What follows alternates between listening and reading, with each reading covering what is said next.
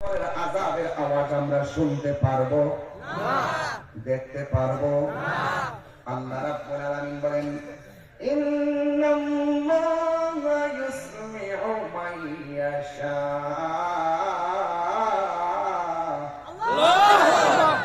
আমি আল্লাহ আমার বন্ধুরে ওই কবর নিচে আযাব দেখার ক্ষমতা দান করেছি। আমি আল্লাহ যাকে ইচ্ছা করি তাকে ওই কবর আযাব দেখার ক্ষমতা দেই। আমার চোখ আর নবীদের চোখ পার্থক্য আছে না নাই? আমি ঘুমাইলে চোখ বন্ধ থাকে, রাসূল ঘুমাইলে জাগ্রত থাকে। আল্লাহর হাবিব বলেন, আমার চোখ চর্ম চক্ষু লাগানো, কিন্তু অন্তরে চক্ষু খোলা। জোরে বলেন সুবহানাল্লাহ।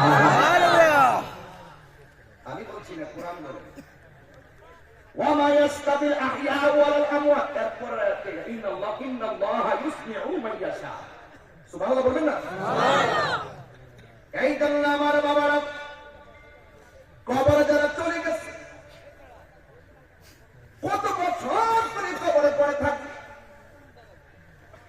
এই কবরে গেলে সেখান থেকে আখিরাত শুরু হয়ে যাবে। কিন্তু মনে রাখবেন, কবরে যাওয়ার পরে হিসাব নিকাশ ফাইনাল হয়ে যাবে। কিন্তু এই কবরে গেলে আপনার শাস্তি হবে, কিংবা আপনি আরামে ঘুমাবেন। আরামে যদি ঘুমাইতে চান, সেটা ফাইসালা দুনিয়া থেকে করে যেতে হবে।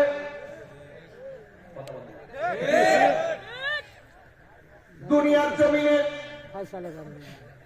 নাফরমানি কইরা কবরের মধ্যে গেলে আপনি কোনদিন জান্নাতের গালিচা পাবেন না। জান্নাতের গালিচা যদি পেতে হয়, এই দুনিয়ায় থেকে আমার আল্লাহকে রাজি করতে হয়। কথা বলেন ঠিক কিনা? ইলাহুকুম ইলাহু ওয়াহিদুন লা ইলাহা ইল্লা হুয়ার রহমানুর রহিম।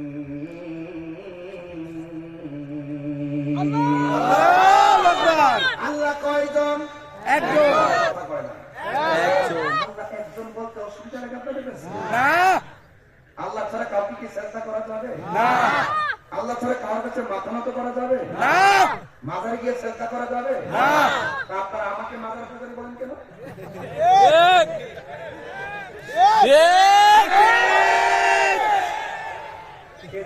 হয়ে গেছে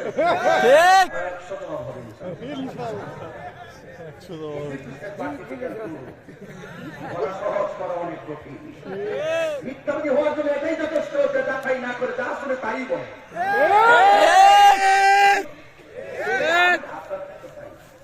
আপনার ক্ষেত্র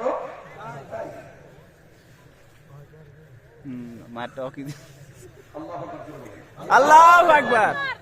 মাজারে গিয়ে সাজদা করা যাবে না। যদি কোন মাজারে শরীয়ত বহির্ভূত কাজ হয়, যারা করবে তাদের পাপ ভেঙে দিতে হবে।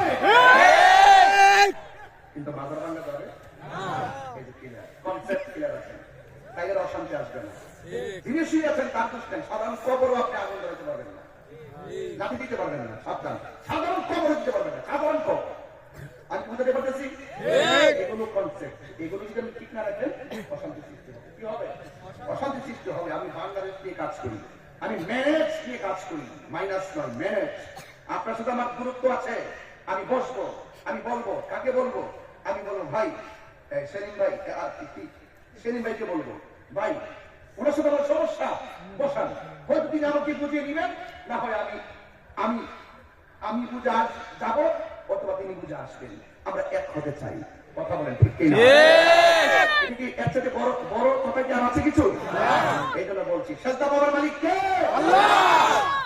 খবরদার, মিলেমিশে চলবেন। যত সমালোচনা করবেন, দূরত্ব বাড়বে। ম্যানেজ করবেন, দেখবেন সব ওকে। আমি এই এলাকাটা নিয়ে এসেছি বাগবাড়া প্রথম। আমার আদর্শের, আমার মতাদর্শের একজন লোকের সাথে আমার পরিচয় নেই।